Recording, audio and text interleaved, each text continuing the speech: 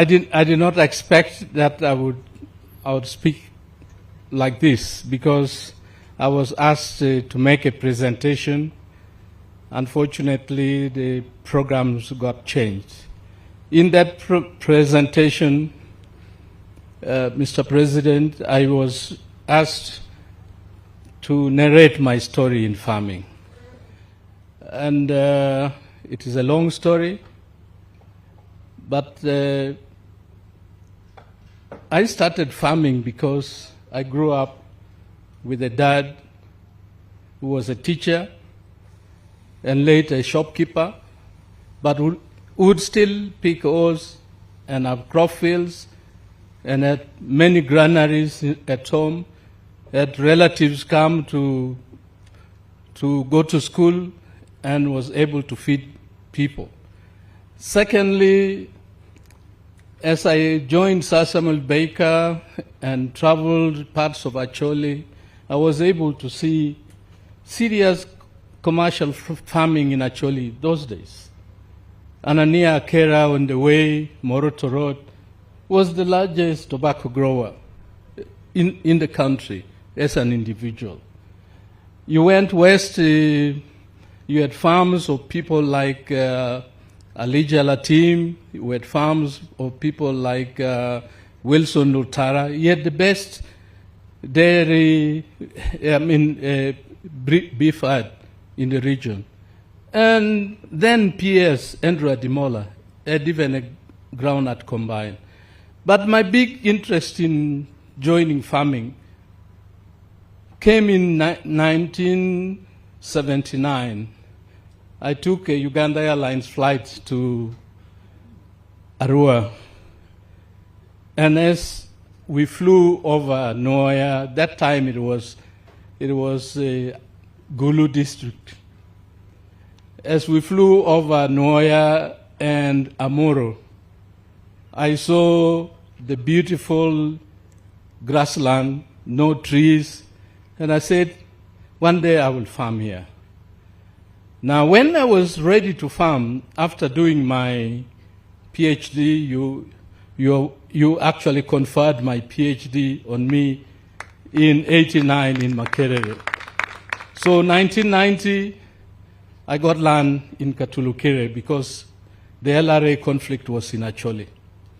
And I was neighbor to the late Imat Cecilia Ugwal. I grew maize then, and my stories were things that I wanted the farmers to see. I got land, there were trees, I didn't have money to uproot the trees. So I said, what do? I looked for people who wanted to burn charcoal. And I gave them all the trees, and I said, remove the trees, uproot them, burn the charcoal is yours. And I got my field cleared, and I started farming. When I was farming there, I was growing maize. I got a new cowpea variety from Naseko. That cowpea, I still grow it. You put it in fire, it cooks for 10 minutes, it is ready. And it was extremely nutritious. What we did at that time, we had people who had run from across Noya, and they were in Bweale. We demonstrated. We went to the camps, the settlements. We demonstrated to them and said, grow this around your homes because it saves on fuel, it saves on time, and it feeds the kids. When after I joined Parliament, one time I went to Gulu, and we went to Tangi River in Noya. And I was able to buy land next to the late Erinayo Riema. I bought 800 acres.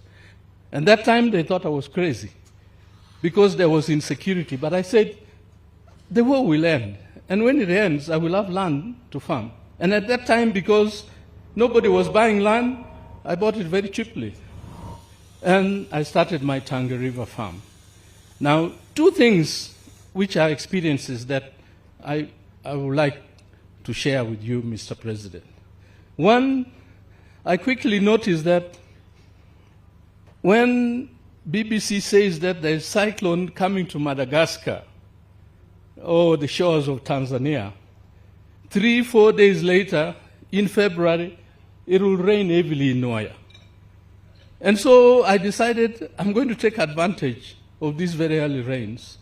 And so I would plant my rice in February, harvest in May when there's no rice in the market and people want seed. And that was my strategic approach to farming in Noya. The second one was... please summarize. Yes, please. The second was when I realized that Nsenene flies across Noya in the first and second week of November, and it was devastating rice.